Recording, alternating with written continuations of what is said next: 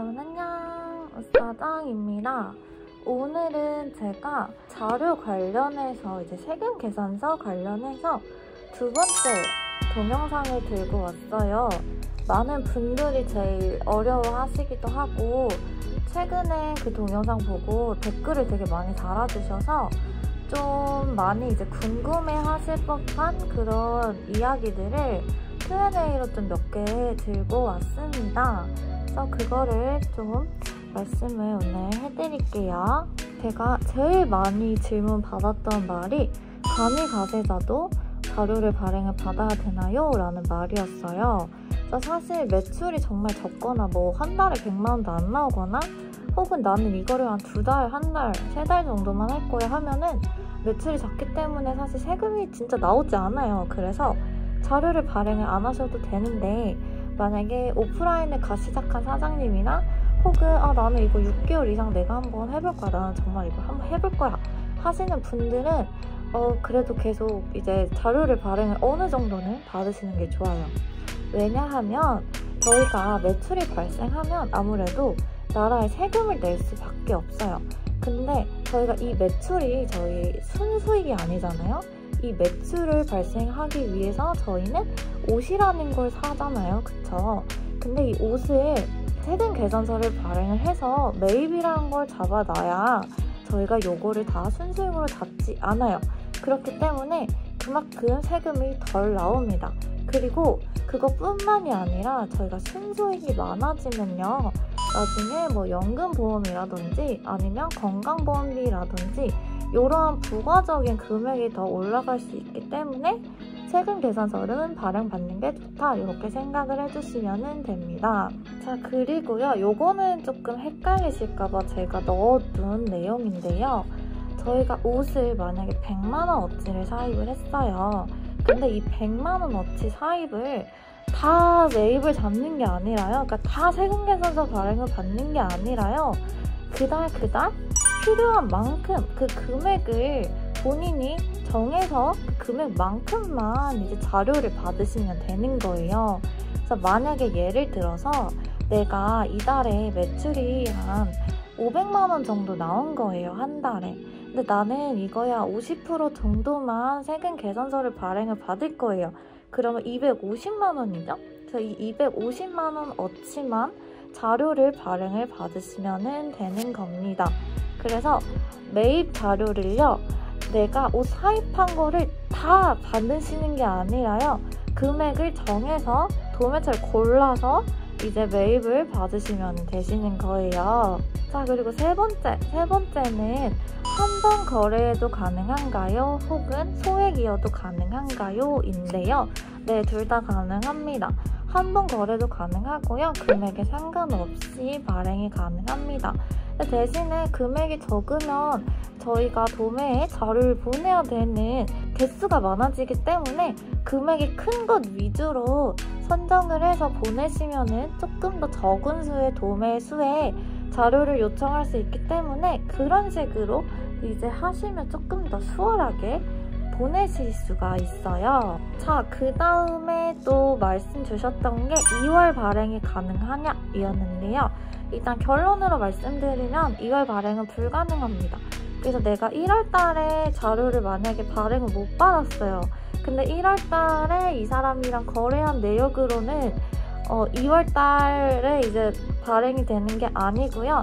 대신에 어떻게 하시면 되냐면요, 1월 달에 자료를 못 받은 만큼 2월 달에 추가로 거래처를 더 많이 넣어서 더 그만큼 발행을 받으시면 됩니다. 예를 들어서요, 1월 달에 내가 100만원어치를 자료를 발행을 받았어야 되는데 못 받은 거예요, 모르고. 그러면 2월 달에도 이제 계산을 해보니까 2월 달에도 100만원어치의 자료를 발행을 받으면 되는 거예요. 그러면 2월 달에 총 200만원어치의 자료를 발행을 받으면 되는 겁니다. 그래서 이런 식으로 하시면 돼요. 대신에 여기서 짚고 넘어가야 되는 거는 1월에 거래한 장기 내역으로는 2월로 발행되지 않는다. 그래서 2월에 거래한 도매 거래처를 개수를 늘려가지고 금액을 늘려서 발행을 받으시면 되시는 거예요. 자, 그리고 장기에 대해서 이야기가 좀 많았어요. 장기는 한 장밖에 없는데 이 장기를 보내게 되면은 어떻게 해야 되냐? 장기를 안 보내는 곳도 있던데 그런 데는 어떤 곳이냐? 이렇게 말씀을 해주셨는데요. 일단은요, 장기를 같이 보내는 게 맞아요. 장기를 안 보내면요, 거래한 게 이제 체크가 안 되기 때문에 자료를 발행을 못 받으실 수도 있거든요. 자료를 안 보내는 곳은 어떤 곳이냐면요, 꾸준히 오래 거래한 곳은요, 이미 제 자료를 받은 내역이 꾸준히 있기 때문에 장기를 동봉하지 않아도 자료를 발행해주는 곳도 있어요. 그렇지만은 그게 아니시라면 장기와 사업자 등록증 사본을 꼭 같이 동봉을 해서 보내주셔야 됩니다. 그리고 만약에 필요한 장기가 있다면은 그거는 그냥 사진을 찍어서 보관을 해두시는 게 좋아요. 그래서 그렇게 해서 저도 관리를 하고 있습니다. 자, 그리고 마지막인데요. 마지막은 자료 받은 거를 어떻게 체크해야 되나요? 라는 말인데요. 이거는 진짜 꼼꼼하게 체크를 잘 하셔야 돼요. 왜냐면은 자료를 저희가 받으려고 10%라는 돈을 아무튼 입금을 했는데 자료 받은 걸 체크를 못하고 못 받으면 10% 돈을 저희가 손해를 보는 거잖아요. 그렇기 때문에 자료를 받은 후에 5일에 보통 마감이에요. 그러면 10일 후에, 그러면은 보통 15일 정도 되겠죠, 날짜로? 15일 정도에 자료가 들어왔는지 체크를 해주시면 됩니다.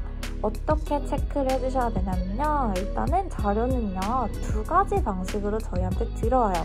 첫 번째는 전자세금 계산서고요. 두 번째는 수기세금 계산서예요.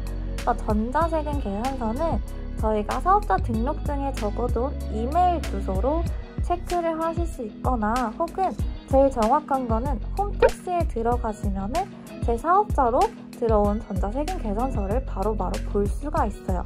그래서 만약에 그거를 봤는데 10군데의 도매처에 보냈는데 2군데가 안 들어온 거예요. 그러면 이 2군데는 수기 발행일 가능성이 높은 거죠. 그래서 이 안 들어온 도매처에 개인적으로 연락을 해서 언니 혹시 자료 수기 자료인가요? 물어보시고, 만약에 이분들이 저희 전자 발행이에요 하면은 이거는 자료가 누락된 거예요. 그래서 자료가 누락돼서 재발행을 요청을 하시면 되시고요. 만약에 수기 자료라고 하면은 수기 자료는 전자세금 계산서가 아니라 종이세금 계산서예요. 종이로 된 세금 계산서이기 때문에 저희가 그거를 직접 또 받으러 가야 됩니다. 그래서 삼촌을 통해서 픽업을 하시거나 직접 이제 받으러 가시면 돼요. 그래서 그 종이를 받으신 다음에 그거를 보관을 하시고, 이후에 부가세 신고 기간에 그 종이에 적혀 있는 그런 이제 정보들이 있어요. 그거를 기입을 해서 나중에 매입 자료를 잡으시면 되세요. 그래서 꼭 종이세금 계산서도 파악한 다음에 받아서 보관을 잘 해놓으셔야 된다는 점까지 체크를 꼭꼭 잘 해주셔야 됩니다. 자, 이렇게까지 제가 몇 가지 Q&A를 조금 말씀드렸는데요. 아무래도 세금적인 부분이 조금 어려운 내용이기 때문에 제가 이렇게 말을 해도 자료, 매입, 매출, 순수익 어려우실 수 있어요. 그래도 모르는 것보다는 이렇게 듣는 게 좋으니까 좀 꼼꼼히 잘 들어보시고, 그래도 좀 모르는 게 있으면 또 댓글 남겨주시면 제가 아는 선에서 또 이렇게 답변 달아드리도록 하겠습니다.